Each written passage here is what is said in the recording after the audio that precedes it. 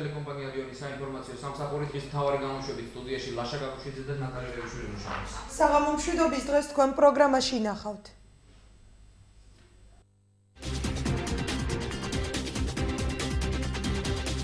კლინიკური საავადმყოფოს ყოფილ შენობაში სულ მალე 109 ოჯახი შესახვდება. დეტალები რამდენიმე წუთში. 3000-მდე განაცხადი შემოვიდა სულ მონიტორინგის შედეგად და შეფასების შედეგად 300-მდე განაცხადს განიზრდოს კომისია.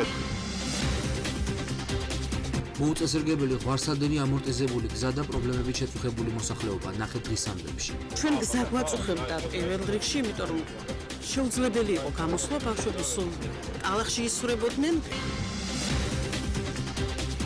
ახალ სასწავლო წელს ქუთაისის 2 ახალი საბავშვო ბაღი ექნება, გაიგეთ საინფორმაციო პროგრამაში.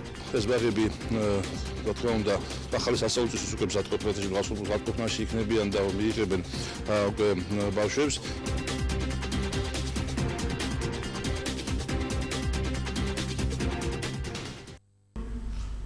მოუწესრიგებელი ღვარსადენი ამორტიზებული გზა და პრობლემებით შეწუხებული მოსახლეობა გამსახურდიას ქუჩის მაცხოვრებლები დახმარების მოლოდინში. საკითხით გამარჯვების ოლქის მაჟორიტარის დაინტერესდა ნახეთ სალომე ჩინჩალაძის სიუჟეტი. ზვიად გამსახურდიას მოსახლეობის პროტესტი. მოქალაქეები გზის რეაბილიტაციას ითხოვენ რამდენიმე წელია. გამსახურდიას პირველი ჩიხის მაცხოვრებლები არსებული მდგომარეობის შესახებ განცხადებებით შესაბამის სამსახურებს მიმართავენ, მაგრამ უშედეგოდ. მოსახლეობას გადაადგილება განსაკუთრებით ცუდ ამინდში უჭირს. 70-იანი წლების მერე არ გაკეთებულა ეს გზა. განსაკუთრებით აქეთ ჩიხში. აღარ გაკეთებულა. ცუდ ამინდებში ტაქსიც არ შემოდის. იმიტომ ძალიან ცუდი მდგომარეობა, წყლები დგება და სახლებშიც შემოდის წყალი. ეს ღვარსადენები არ ვარგა და კვალი ამოვიღე. აი, იმიტომ რომ სახლში შემოდიოდა წყალი და პირველ სართულზე ფაქტიურად წყალი სახლში შედიოდა. განცხადებებიც არის რამოდენიმეჯერ დაწერილი და ვირდებოდნენ გაკეთებას. დაპირებები დარჩა დაპირებებად. არ გაკეთებულა არაფერი. თვითონაც ხედავთ რა მდგომარეობა არის.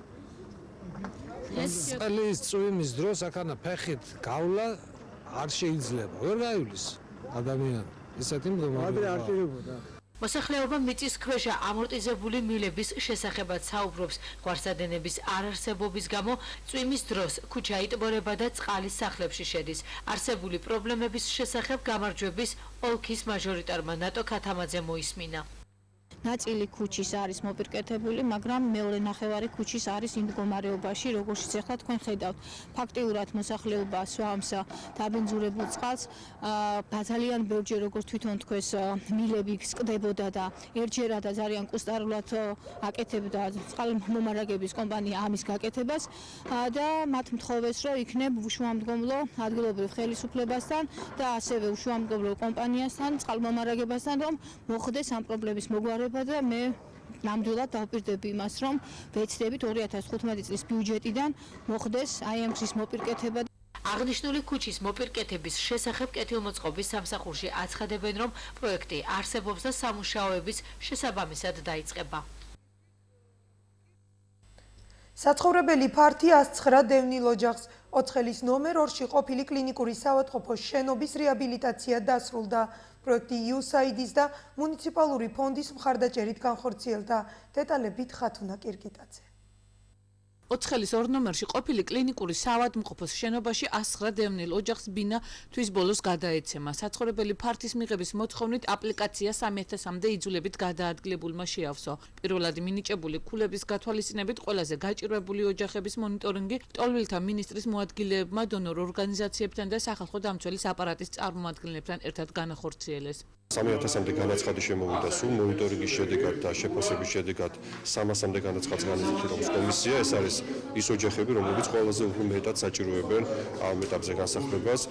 კრიტერიუმები არის ღია, კრიტერიუმები არის მიღებული ისე, რომ გამოვკეთოთ და იდენტიფიცირება გავაკეთოთ ოჯახების, ვინც ყველაზე მეტად საჭიროებენ. ეს არის სოციალური გარემოება, ჯანმრთელობის გარემოება, სხვადასხვა საკითხები და ამ კომისიის მუშაობაში ჩართულები არიან არასამთავრობო ორგანიზაციის წარმომადგენლები, საერთაშორისო ორგანიზაციის წარმომადგენლები, სახალხო დამცველის წარმომადგენლები, რაც უზრუნველყოფს ამ პროცესის გამჭირვალობას. გადაცემა მოხდება მხოლოდ შესაბამისი კრიტერიუმებისა და სურათობის მიხედვით.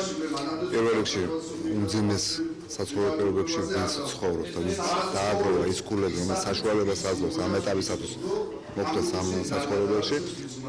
აქ არიან მარტოხელებიც, შეზღუდული შესაძლებლობების მქონე პირებიც, მრავალშვილიანი ოჯახების სოციალურად დაუცველი. უბრალოდ კრიტერიუმები არის სხვადასხვა, ეს არის სოციალური სიღარიბის მაჩვენებელი, არის საცხოვრებელი პირობები, არის ასევე ბინის კრიტერიუმი, ანუ არის ბინა ქირით, ნათესავთან და ასე შემდეგ, ასევე ომის ვეტერანობა, ომში დაღუპული ოჯახის წევრი და ყველაფერი ამის ჯამით გამოდის საბოლოო ქულა, რომლის შესაბამისად ოჯახს ვარჩევთ ასევე სულადობასაც ითვალისწინებენ ბინის ფართთან მიმართებაში. ყოფილი საავადმყოფოს შენობაში ბინები ტურბაზ და რიონში კომპაქტურად ჩასახლებულ უკიდურესად ცუდ მდგომარეობაში მცხოვრებ ოჯახებს გადაეცემათ. ისინი 21 წელია გაუსაძლის პირობებში იმყოფებიან. ჩვენ გადმოგვასახლეს აქ 1993 წლის 23 სექტემბერს. მის მერე ვიმყოფებით აქ. ეს შენობები არ იყო, ნანგრევები იყო. კედლები ავაგეთ. ამით ასე ძვირად მდგომარეობაში ცხოვრობდით ჩვენ აქ.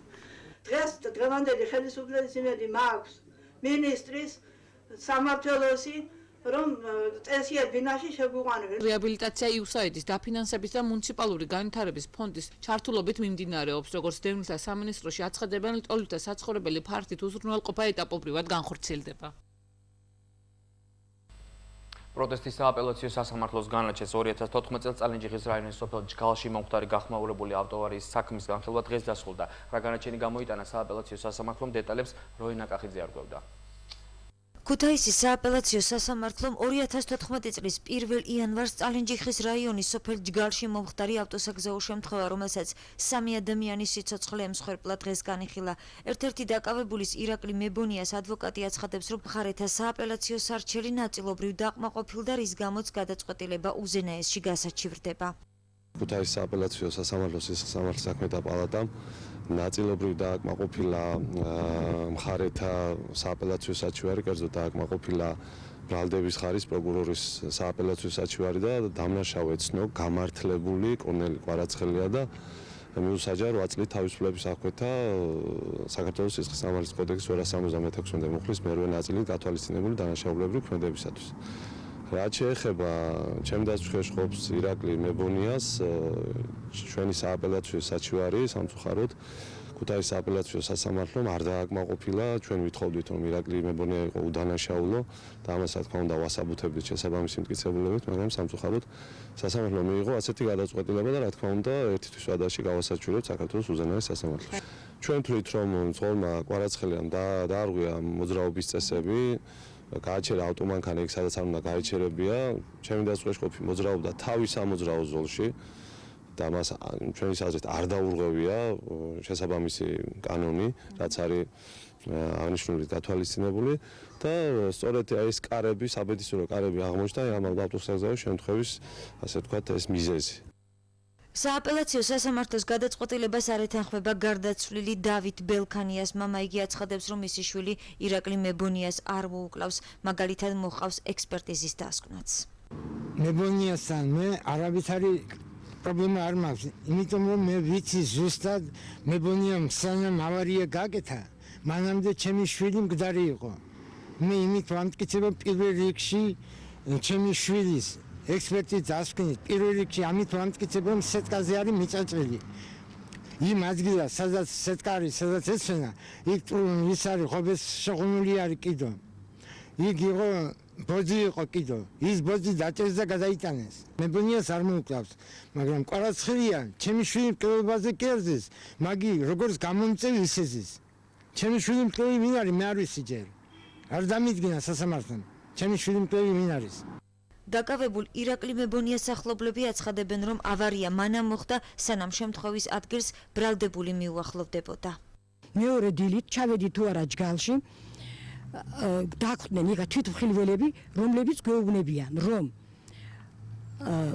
რაღაც წუთებში დასუფთავებული იყო ეს შემთხვევის ადგილი და მესამე მანქანა ადგილიდან იყო მიმალული. ეს მესამე მანქანა და გვეუბნებიან რომ ისევ ამბობს კიდევ ჟურნალისტების იმას ვიმეორებ რომ მეგონია რომ მოვიდა მკვდრები ელაგა და მკვდრებს გადაუარა მეგონია ეს ტერმინი არის როც მოიძიოთ არის ეს მეორე დილით ადგილობრივების რეაქცია გარდაცვლილის მამა და დაკავებულ ირაკლი მებონიას ახლობლების სააპელაციო სასამართლოს გადაწყვეტილების იმ ნაწილს, რომლის თანახმად ავტოავარიის ერთ-ერთ მონაწილე მძღოლს კორნელი კვარაცხელიას 8 წელი მიესაჯა ეთანხმებიან, ხოლო მეორე მძღოლის ირაკლი მებონიასათვის 10 წლით თავისუფლების აღკვეთას უზენაეს სასამართლოში გაასაჩივრებენ. დაბარება თუ მიწვევა უკრაინის ელჩი საქართველოში დღეს საგარეო საქმეთა სამინისტროში ევროპული დეპარტამენტის თავმჯდომარეს 1 საათი ესაუბრებოდა. მიწვევის მთავარი მიზეზი მიხეილ სააკაშვილი იყო. როგორ აფასებენ ფაქტს პოლიტიკოსები, ნახეთ ჩვენ სიუჟეტში. უკრაინის ელჩი საგარეო საქმეთა სამინისტროში 1 საათის განმავლობაში იმყოფებოდა. შეხვედრიდან გამოსულმა დიპლომატმა განაცხადა, რომ მისი საგარეო უწყებაში მიწვევის მთავარი მიზეზი მიხეილ სააკაშვილის დანიშვნა იყო უკრაინის პრეზიდენტის მრჩეველის პოსტზე. ელჩი აცხადებს, რომ ეს უკრაინის შიდა საქმეა და ქვეყანას აქვს უფლება მიიღოს ის გადაწყვეტილება, რომელსაც საჭიროდ ჩათვლის. უნდა გვახსოვდეს, რომ უკრაინა სუვერენული სახელმწიფოა და იმ გადაწყვეტილებებს მიიღებს, რომელსაც საჭიროდ თვლის. ეს უკრაინის შიდა საქმეა. როცა პოროშენკომ ნაციონალური ინტერესებიდან გამომდინარე სააკაშვილი დანიშნა თავის უშტატო მრჩევლად, გაითვალისწინა დიდი გამოცდილება და რეფორმების გატარების უნარი, ჯარის მოდერნიზაცია. უკრაინის პრეზიდენტი პოროშენკო დარწმუნებულია, რომ მისი გადაწყვეტილება არ არის საქართველოს და ქართველი ხალხის წინააღმდეგ. ის არ გახდება დაბრკოლება ორმხრივი ურთიერთობის განვითარებაში, რომლის საფუძველი მრავალსაუკუნოვანი ურთიერთობა და დროით გამოცდილი მეგობრობაა. უკრაინის მხარემ რა თქმა უნდა გაითვალისწინა, რომ ვიდრე სასამართლოს დადგენილება კანონიერ ძალაში არაა შესული მიხეილ სააკაშვილის მიმართ, ისევე როგორც სხვა ადამიანებზე უდანაშაულობის პრეზუმპცია ვრცელდება. ის თავისუფალი ადამიანია და მოგზაურობს ევროპის ქვეყნებსა და ჩრდილოეთ ამერიკაში. ესწრება ავტორიტეტული საერთაშორისო ორგანიზაციების ხდომებს, ხვდება ლიდერებს, რაც შეეხება საქართველოს ხელისუფლების შეშფოთებას, უკრაინა ყურადღებით შეისწავლის ამ საკითხს. უკრაინის ელჩი არ დაგვიბარებია, მოვიწვიეთ. ამის შესახებ კი დავით კერესელიძემ დღეს განაცხადა.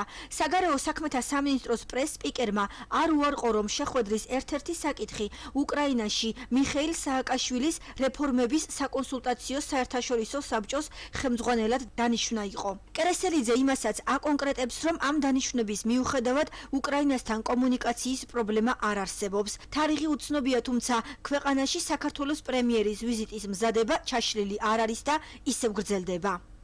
რაც შეეხება ელჩის დაბარებას არ დავარქოთ, ჩვენ მოვიწვიეთ ელჩი, თუ ელჩი გახლავთ სახელმწიფოს წარმომადგენელი სხვა ქვეყანაში, ესეთი ურთიერთობა ძალიან ხშირად არის, როცა ვიწვევთ ჩვენ ელჩს ძალიან ბევრ საკითხზე საუბარზე. არის კიდევ ერთი საკომუნიკაციო წყარო, რომელიც დიპლომატიურ დონეზე ხდება, ამიტომ მე ამაში არაფერი გასაკვირს ვერ ვხედავ. გავრცელდა რომ თქვა შეიძლება ნაკლები კომუნიკაცია უკრაინასთან, მე ამას არ დავეთანხმებ, ყოველ შემთხვევაში ბოლო ორი თვის განმავლობაში უკრაინაში ბრძანდებოდა საპარლამენტო დელეგაცია საქართველოსთან. ორი ვიცე-პრემიერი ბატონი კვირიკაშვილი და კალაძე არც თუ ისე დიდი ხნის წინ ბრძანდებოდა. თუმცა ყველა ეს საკომუნიკაციო ასე თქვა და ეს ვიზიტები ემსახურებოდა იმას, რომ ჩვენ მოვამზადოთ ისე ვიზიტი. ყველაფერი ძალაში ხდება, შეცვლილი არაფერი არ არის. როდის იგეგმება ეს ვიზიტი? არ ვიცი, თარიღს ვერ გეტყვით ახლა, მე თავი და ადრეც ვამბობდით ამას, იმიტომ რომ ჯერ ეს ერთი თავად პრემიერის გადასაწყვეტია თარიღი, რაც შესათანხმებელია იმ მხარესთან, როგორც კი შეთანხმდება ამის შესახებ თქვენ აუცილებლად გაიგებთ. საპარლამენტო უმრავლესობის ლიდერის შეფასებით, უკრაინაში საქართველოს წინა ხელისუფლების წარმომადგენლების სხვადასხვა თანამდებობებზე დანიშვნით უკრაინის ხელისუფლება შეცდომებს უშვებს, რასაც სათანადო შედეგი მოჰყვება. სამწუხაროდ რომ ბატონი ელჩი არაკეთებს სწორ ანალიზს იმ მხრივ, რომ უდანაშაულობის პრეზუმპცია არის ერთი, მაგრამ კითხვებზე პასუხის გაცემის ვალდებულება გააჩნია ყველას, მით უმეტეს ყოფილ პრეზიდენტს თუ ყოფილ თანამდებობის პირებს.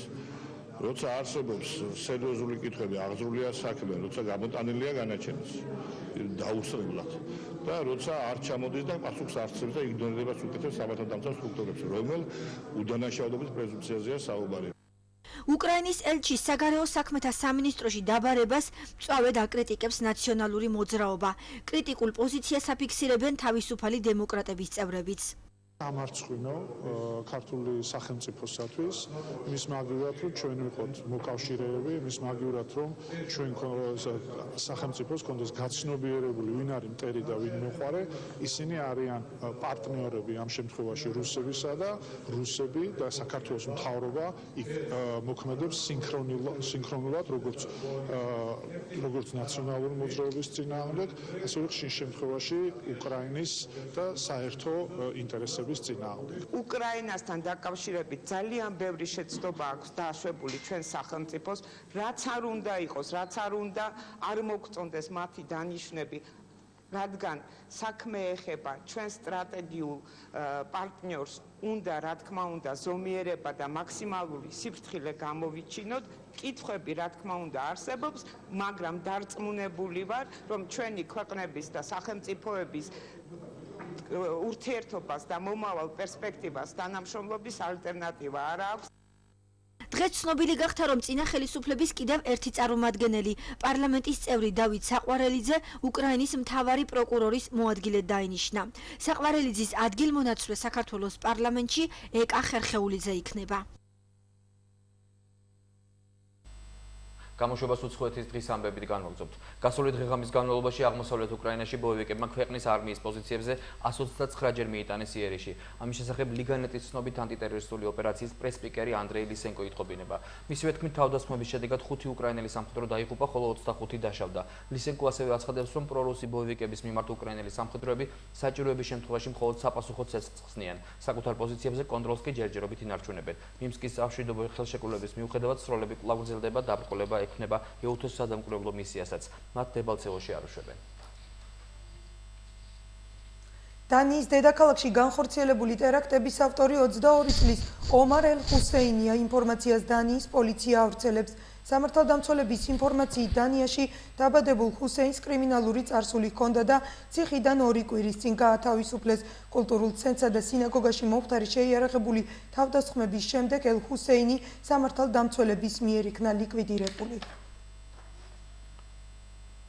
იტალიის სანაპიროსთან სამაშველო ოპერაცია გრძელდება. სანაპირო დაცვის სამსახური ხმელთაშუა ზღვაში 1000-ზე მეტი მიგრანტის გადაჩენას ცდილობს. დასავლური მედიის ინფორმაციით სამაშველო ოპერაციაში თვითმფრინავი, სამხედრო საზღვაო ძალების გემი და სანაპირო დაცვის ხომალდები მონაწილეობენ. გასული 24 საათის განმავლობაში მაშველებმა 130 ადამიანის გადარჩენა შეძლეს. მიგრანტები კუნძულ ლამპედუზისკენ მიემართებოდნენ. გასულ კვირას ხმელთაშუა ზღვაში 300-ზე მეტი მიგრანტი გაიყინა. რამდენიმე ასეული კი გადაარჩინეს. იტალიაში არალეგალურად შეღწევის მსურველთა რაოდენობა ხმელთაშუა ზღვის ამ ნაწილში ამინდის გაუმჯობესების ბოლო დროს მნიშვნელოვნად გაიზარდა. მასშტაბური აქცია საბერძნეთში ათენის ცენტრალურ მოედანზე მთავრობის მხარდასაჭერად 18,000 ადამიანი გავიდა. აქციის მონაწილეებმა მკაცრი ეკონომიკური ზომების შეჩერებასთან დაკავშირებით ქვეყნის ახალი მთავრობის გეგმას მხარდაჭერა გამოუცხადეს. დედაქალაქის მსგავსად ხელისუფლების მხარდამჭერი დემონსტრაციები ქვეყნის რამდენიმე ქალაქში ჩატარდა. გამოშვებას ადგილობრივი ინფორმაციებით განვაგრძობთ. ქუთაისის მერმა შოთა მორღულიამ და ვიცე-გუბერნატორმა ავტომშენებლის დასახლებაში ახალი საბავშვო ბაღის მშენებლობა დაათვალიერეს. ქალაქში 2 ბაღის მშენებლობა მიმდინარეობს, მათი დასრულება ახალი სასწავლო წლისთვის არის დაგეგმილი. ბაღების კეთილმოწყობა რეგიონული განვითარების ფონდის ფინანსური მხარდაჭერით ხორციელდება. თვალერეთ ერთ-ერთი მიმდინარე ბაღის მშენებლობა, სულ ქუთაისში 2 ახალი ბაღის მშენებლობა მიმდინარეობს. ეს ბაღები, რა თქმა უნდა, ახალი სასწავლო წლისთვის უკვე მზადყოფნაში იქნებიან და მიიღებენ უკვე ბავშვებს. გათვალისწინებული არის სრულად ახალი ინვენტარის შეტანა ასევე ამ ბაღებში, ასევე შეძენილი იქნება ბაღებისათვის დამატებითი სათამაშოები, მოეწყობა ეზოები. ამაზე გადამინდა მინდა აღვნიშნო, რომ ზოგადად იმერეთში წლევანდელი წელს ამოდენიმე ახალი ბაღი გაიხსნება. მოვინახულეთ ავტოკარხანაში მიმდინარე სამუშაოები. თქვენ ნახეთ მიუხედავად იმისა, რომ ესე იგი ზამთრის პერიოდი იყო და თუმცა ამიტომ მოგვცა საშუალება არ გაჩერებულა ბაღების მშენებლობა, საკმაოდ მაღალი ხარისხით ხდება ხარისხის კონტროლი. ზოგადად ბაღების მშენებლობა ძალიან მნიშვნელოვანია, განსაკუთრებით იმ გადმოსახედიდან, რომ ბავშვთა რაოდენობა საჯარო ბაღებში მოიმატა, რაც ძალიან კარგი არის და წინა პერიოდში დაახლოებით 10-12 წლის განმავლობაში დაახლოებით 10-ზე მეტი ბაღი იქნა სხვა მიზნით გამოყენებული, რაც ჩემი აზრით არასწორია. ჩვენ ახლა გვიწევს პირიქით ბაღების მშენებლობა. ქუთაისის მერმა შოთა მურღულიამ და საბინაოს სამსახურის უფროსმა ზურაბ ჭავჭავაძის გამზირზე ამორტიზებული მისასვლელი გზები დაათვალიერეს. ტენდერი რამდენიმე დღეში გამოცხადება და აღნიშნული ქუჩის რეაბილიტაცია დაიწყება. მოსახლეობის თქმით, ზურაბ ჭავჭავაძის ქუჩაზე წლებია გზა არ შეკეთებულა. ქუთაისის ადგილობრივი თვითმმართველობა წლის ბოლომდე 46 მისასვლელი გზის რეაბილიტაციას გეგმავს. მერია საბინაოს სამსახური ახორციელებს მისასვლელი გზების რეაბილიტაციის პროგრამას. აღნიშნული პროგრამით წელს ისარგებლებს 46 კორპუსი. ის სამხანაგობები, რომელიც წლევანდელ წელს შეძლებენ საკუთარი ეზოების კეთილმოწყობას, მომავალ წელს ჩვენ უზრუნველყოფთ 100%-ით ჩვენი დაფინანსებით მისასვლელი გზების რეაბილიტაციას. ის კორპუსები, რომლებიც დღეს აკეთებენ მისასვლელი გზების დაგებას, ფაქტიურად არიან ის სამხანაგობები, რომლებმაც გასულ წელს მოაწყვეს საკუთარი ეზოები. ჩვენ გზა გვაწუხებდა პირველ რიგში, იმიტომ რომ შეუძლებელი იყო გამოსვლა, ბავშვები სულ ტალახში ისურებოდნენ, ეს გზა გაკეთდა, რა თქმა უნდა ძალიან კარგია. ველაპარაკეთ ქალაქის მერს და შეგვიდა რომ მოკლეს დროში ეს გზა გაკეთდება, სადაც ფაქტურად ახლა წყალი დგება და ტალახია. აქ კიდე გვაქვს ტერიტორია, რომლის დასუფთავება ცოტა პრობლემატურია, მაგაზეც ვილაპარაკეთ და მე მგონი მაგაზეც შევთანხმდით, რომ გასუფთავდება და გაკეთდება. აკაკი წერეთლის სახელობის სახელმწიფო უნივერსიტეტში ახალი პროექტის სახელწოდებით Forex-meni განხორციელდება. გასაუბრების წესით 15 სტუდენტი შეირჩა, რომელსაც 1 კვირის განმავლობაში ტრენინგები ჩაუტარდება. ისინი ყველა იმ უნარ-ჩვევებს შეისწავლიან, რომელიც საერთაშორისო სავალუტო ბირჟაზე ვაჭრობისათვის იქნება აუცილებელი. ტრენინგის დასრულების შემდეგ კი 2 კვირის განმავლობაში სტუდენტები უნივერსიტეტის საერთო საცხოვრებელში იცხოვრებენ. პროექტის დამთავრების შემდეგ გამარჯვებული გამოვლინდება, რომელსაც საბროკერო კომპანია Admiral Markets-ი დააჯილდოვებს.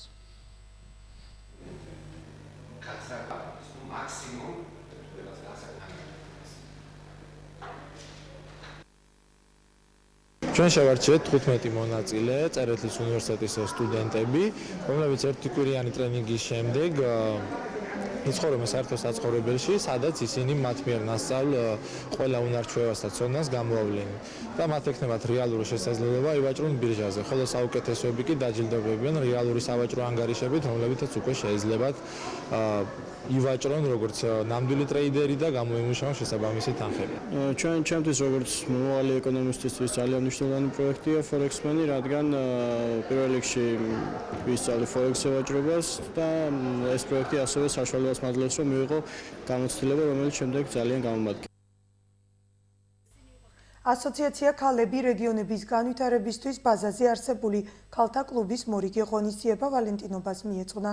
ლიტერატურულ კაფეში შეკრებილმა ქალბატონებმა სიყვარულზე მოწვეულ სტუმრებთან ერთად ისაუბრეს. ასოციაციასთან ქალები რეგიონების განვითარებისათვის ბაზაზე არსებული ქალთა კლუბის წევრები ამჯერად ვალენტინობას გამოეხმაურნენ და ლადო მესხიშვილის დრამატულ თეატრში არსებულ ლიტერატურულ კაფეში შეიკრიბნენ.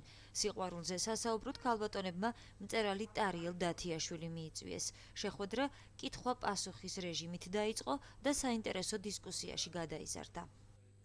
ქალთა კლუბი თავისი არსებობის 8 წლის მანძილზე თითქმის ყოველ წელს აღნიშნავს ვალენტინობის დღესასწაულს. ვალენტინობა გარკვეულწილად მაინც ასოცირდება ქალთან, რაღაც ქალის და მამაკაცის ურთიერთობასთან, სიყვარულთან და განსხვავებული ფორმატით აღნიშნავთ ყოველ წელს. წლევანდელი თავმჯდომარის იდეით კლუბში სტუმრად გვყავს ფილოსოფოსი, მწერალი ბატონი ტარიელ დათიაშვილი, რომელიც ატარებს ერთგვარ ლექცია, დისკუსიას სწორედ ქალის და მამაკაცის თემასთან დაკავშირებით. თვითონ თემა არის ისეთი, რომ არ შეიძლება აი ამ თემასთან დაკავშირებით ცალსახაპასუხი იყოს ან ისე ან ასე. ამიტომ სრულად ბუნებრივი იყო დღევანდელ ღონისძიებაზე ქალთა კლუბის წევრების რაღაც განსაკუთრებული აქტიურობა, ჩართულობა, გამომდინარე იქედან, რომ ალბათ სიყვარული, ისე როგორც ქალისა და მამაკაცის ურთიერთობა ყველასათვის არის აბსოლუტურად ინდივიდუალური. მრავალხმიანობა წამოვიდა თემების სირგულივ, იმიტომ რომ რამდენი ქალიც არის სიყვარულიც იმდენნაირია და მოსაზრებებიც იმდენნაირია, მაგრამ მე ვფიქრობ, რომ ყველაზე მთავარი არის ის, რომ ჩვენ სიყვარული არასოდეს არ მოგვბეზრდება და არასოდეს არ მოგვბეზრდება ამ თემებზე კამათ, იმიტომ რომ სოფლიო თვალსაზრისით, კულტურის თვალსაზრისით უამრავი თემა, უამრავი ნაწარმოები, უამრავი მიდგომა, მოსაზრება არსებობს სიყვარულთან დაკავშირებით, ამიტომ ამ საკითხებზე მსჯელობა და საუბარი ყოველთვის საინტერესოა, მაგრამ მე ძალიან მოკლედ ვიტყვი, ყველა დღე არის სიყვარულის, ეს ერთი პატარა მიზეზია კიდევ იმისა, რომ კიდევ ერთხელ მოვეფეროთ იმ ადამიანებს, რომლებიც ძალიან გვიყვარს და პირიქით და ვიტყვი იმას, რომ თუ ვარ ძალიან კარგად, ეს იმიტომ რომ ყველაფრის მიზეზი არის სიყვარული. ქალთა კლუბის სტუმარი მწერალი მამაკაცი ეცადა, რომ ქალბატონების მიერ სიყვარულის ირგვლივ დასმულ კითხვებზე ამომწურავი პასუხი გაეცა, თუმცა მიდგომები ინდივიდუალური დარჩა. სიყვარულის დღეს სადღაც მშვენიერესმა ქალბატონებმა ჩვენი ქალაქის მშვენებამ, ასე რომ ვთქვათ, რატოღაც მოისურვეს ჩემთან საუბარი, რა თქმა უნდა, ეს მართლა დიდი პატივი და საოცარი განცდა არის. საუბარი ძალიან დაძაბულად მიდის, როგორც ჩვევია საერთოდ სიყვარულს, როგორც ჩვევი არის წინააღმდეგობრივი აზრები, არის ნებები, არის ემოციები, ანუ ყველაფერი არის ამ დიალოგში, ასე ვთქვათ, ამ საუბრებში და რასაც მოიცავს თვითონ ეს გრძნობა სიყვარული. შეხვედრის დასასრულს ქალთა კლუბის წევრებმა სტუმართან ერთად ფედერიკო ფელინისა და ჯულიეტა მაზინას სიყვარულის შესახებ გადაღებული ფილმი ნახეს. ქუთაისში რაგბის ფუძემდებლის რაგბის პატრიარქად წოდებული შალვა ქურციკიძის 70 წლის იუბილე აღინიშნა. ღონისძიება სპორტის მუზეუმში გაიმართა, სადაც ვეტერანმა სპორტსმენებმა თავიანთი მეგობრის მოღვაწეობა კიდევ ერთხელ გაიხსენეს. შეგახსენებთ, რომ შალვა ქურციკიძე მრავალგზის ჩემპიონი იყო რაგბსა და ლელობურთში, ვერცხლისა და ბრინჯაოს მედლების მფლობელი უმაღლესი ლიგის გუნდებს შორის. ქართული რაგბის განვითარებაში შეტანილი უდიდესი წვლისათვის მინიჭებული აქვს საქართველოს დამსახურებული მწვრთნელისა და ღირსების ორდენის კავალერის წოდება.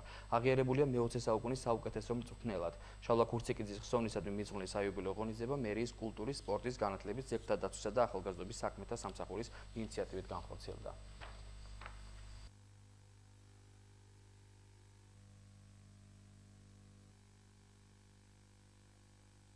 ქალაქისთვის ძალიან მნიშვნელოვანია, რომ ყველა იმ ადამიანს ღირსეული პატივი მიაგოს, რომელმაც ქალაქის განვითარებაში, მათ შორის სპორტის განვითარებაში ძალიან დიდი როლი შეიტანა და წვლილი შეიტანა. განსაკუთრებით ისეთ სპორტის განვითარებაში, როგორც არის რაგბი და თქვენ იცით, რომ ბატონი შაკო, როგორც მას აბსოლუტურად ყველა მოიხსენიებს, ბატონი შაკო ქურციკიძე ძალიან დიდი როლი ითამაშა, როგორც ძალიან ძლიერმა მწვრთნელმა და ამ სპორტის განვითარებაში ძალიან დიდი წვლილი შეიტანა.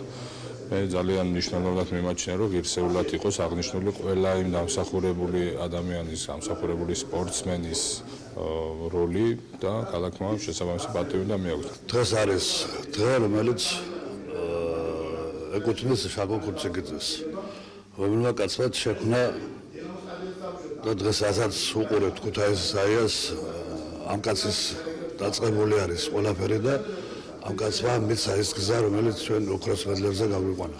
ამ სახელოვანმა კაცმა შეიძლება ესე ითქვას, სპორტის სახელს ახალი სტილი მისცა ჩვენს ქალაქში. ჩვენ რა ვიცით რაგბი რა იყო ქუთაისში.